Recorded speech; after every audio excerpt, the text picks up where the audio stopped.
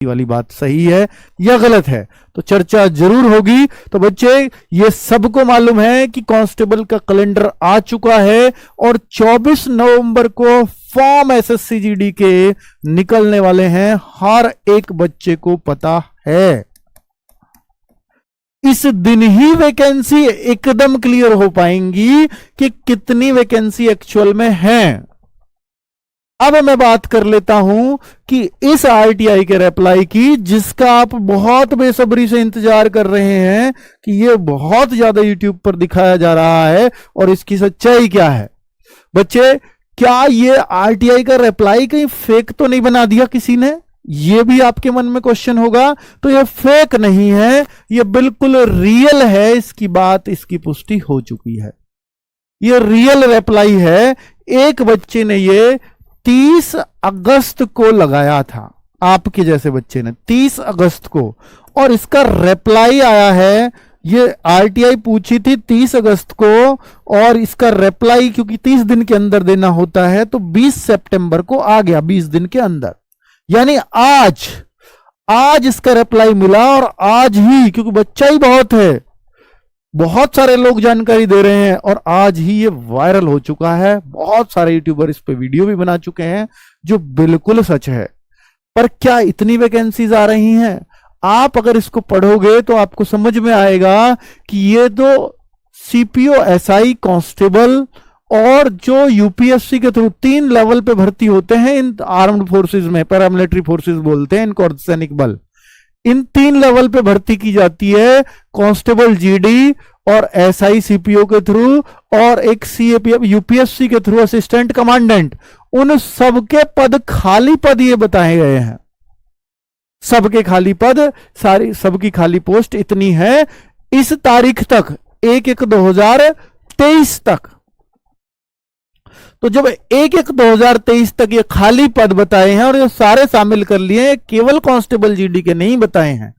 बच्चे ने, जिसने आरटीआई लगाई थी, उसने सिर्फ ये पूछ लिया कि कितनी कितनी वैकेंसियां सीआरपीएफ, सीआईएसएफ, बीएसएफ में। उनको क्या पता है कांस्टेबल की पूछ रहा है किस। ये गलती हुई उससे। अगर ये कांस्टेबल की पूछता तो कांस्टेबल की जानकारी मिलती। अब हालांकि सीपीओ, एसआई के थ्रू जो पद आते हैं वो 2000 से 4000 तक ही रहते हैं बीच में, और एसी के पद तो ज्यादा से ज्यादा 400-500 एक साथ 1000 हो जाएंगे बढ़ के। तो बाकी ये जो 4-5 हजार, 4000 मैं इसमें से घटा दूं तो ये सब कांस्टेबल जीडी का ही बचता है। पर क्या 84,866 है? तो एक बात तो इसमें देखिए, 1/1/2023 लिखी हुई है साथी, 1/1/2023 लिखी हुई है। तो तब तक तो आपकी 2022 वाली भर्ती भी चल रही थी। ये उनके पास पहुंचे थोड़ी अभी ये कांस्टेबल्स, तो वो तो उसको वैकेंटी मानेंगे ना। अभी भर्ती चल रही है, 1/1/2023 तक बोल रहे हैं तो। लेकिन एक बात यहां बोल दिया कि जीडी कांस्टेबल जीडी 2024 में ये भर्तियों का ब्यौरा आपको देखने को मिलेगा, जो नवंबर दिसंबर में प्रस्तावित है। लाइकली टू बी, जो लाइकली वर्ड किया है, ये प्रस्तावित है, likely to be issued by SSC के द्वारा नवंबर दिसंबर में बताया जाएगा। तो 24 नवंबर को जो एसएससी की भर्ती आएगी उसमें बताया जाएगा, और ये दिसंबर तक फॉर्म चलेंगे, इसलिए नवंबर दिसंबर लिखा है। ठीक है, तो क्लियर है, क्लियर विजन है। अब यहां पर ये सवाल खड़ा होता है कि सर 24 नवंबर को जो पद आएंगे फिर उसका क्या आइडिया रहा? तो भाई 84,866 में से अगर मैं 52,000 पद घटा दूं तो ये, क्योंकि 52,000 को अगर शामिल कर लें तो आप ये देख पाते होंगे सर ये 32,800 के आसपास बनेंगे। 800 भी छोड़ दो तो क्या 32,000 ही वैकेंसी आने वाली हैं। अब इसमें ये भी तो मान लो ना भाई, अभी सीपीओ, एसआई की भी होंगी या कुछ भी होंगी, तो क्या 28-29,000 ही रह जाएंगी? 28-29 ही रहेंगी क्या?